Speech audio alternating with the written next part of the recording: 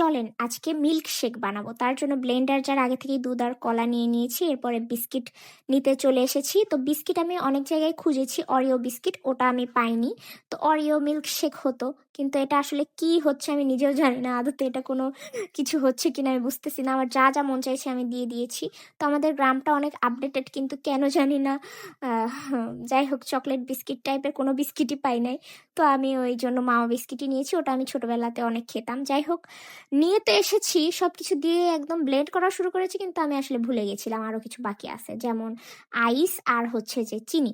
তো পরে আমি ওগুলা দিয়ে দিয়েছি, দিয়ে নতুন করে আবার ব্লেন্ড করেছি, কিন্তু এটা আসলে মিল্ক শেক থেকে দই হয়ে গেছে, আমি বুঝতেছি না কেন। এটা তো লিকুইড হওয়ার কথা ছিল, কিন্তু কেন ওরকম হলো জানি না। তবে আইস দেওয়ার পরে এটা অনেকটা লিকুইড হয়েছে। তারপরে আমি হচ্ছে এটা একটা মগে ঢেলে নিচ্ছি। এই মগটা কোথা থেকে এনেছি দেখেন, আমি কি পরিমাণ সুসা।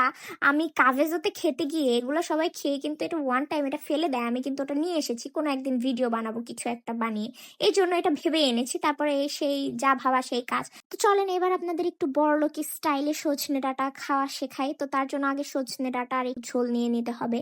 তো এটা দেখলাম অনেক ট্রেন্ডে, অনেকে এরকম টাইপের ভিডিও করে ফেলেছে।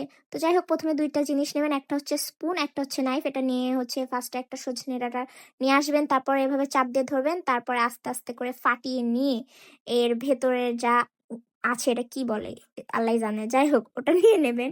নিয়ে এভাবে স্পুনের ওপরে ওঠাবেন, উঠিয়ে তারপরে মুখের মধ্যে পুরে নেবেন। মানে অনেক প্যারা, যাই হোক, কিন্তু বড়লোকের স্টাইলে একটু ভাবসাব নিতে হলে এটাই আপনাদের করতে হবে। এবার আপনাদের শেখে গরিবানা স্টাইলে কিভাবে খাবেন। প্রথমে অনেকখানি সজনে ডাঁটা ঝোল সহকারে নিয়ে নেবেন, তারপর হাত ধুয়ে চলে আসবেন, তারপরে ঝোলে চুবিয়ে মুখে পুরে জোরে একটা টান দিয়ে দিবেন। তারপর দেখবেন ভেতরে যা কিছু আছে সব আপনার মুখে। যাই হোক, অপচয় করা কিন্তু একদমই উচিত না। এখান থেকে কিন্তু একটা শিক্ষা নেওয়া উচিত এই সজনে ডাঁটা থেকে, যে বড়লোক হওয়াটা আসলে কতটা স্ট্রাগলের আর কত প্যারার। দেখছেন গরিব হওয়াটা কত সুবিধার।